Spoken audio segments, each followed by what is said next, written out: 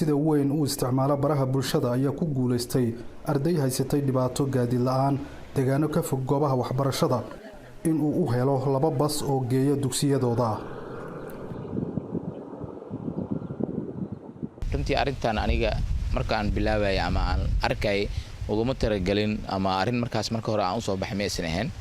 deegaanada aan arintan ka dhacday baa marka hore shaqooyin baan ka hayay kabacdi waxaan arkay in caqabadahan ay jiraan kabacdi ayaan isku taxaluujisaan oo ogaan lahaa baahiyaha deegaankaas ka jira ee ardada haysta. labada deegaan ee kala ah Margaago oo 7 kiiloomitir u jirta deegaanka Bacadweyn iyo ardayda deegaanka Baday ee degmada Ayl oo u lugeyn jiray masaafo fog ayaa ugu dambeyn helay 2 bas kadib markii Muqtaar uu ku baahiyay video muujinaya dhibaato gabdho iyo wiilal ka haysata dadaalkooda dhanka waxbarashada. kabacdi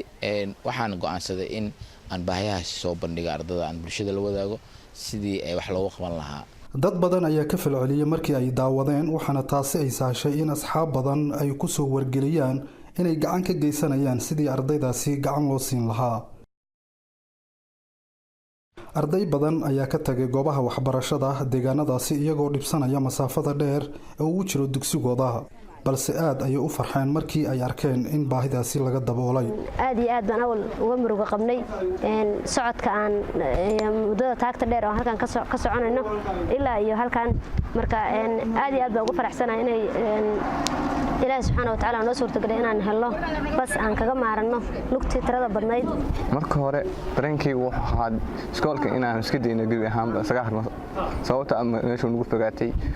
tarfaad baan naga kulmi jiray anagoo kulanaana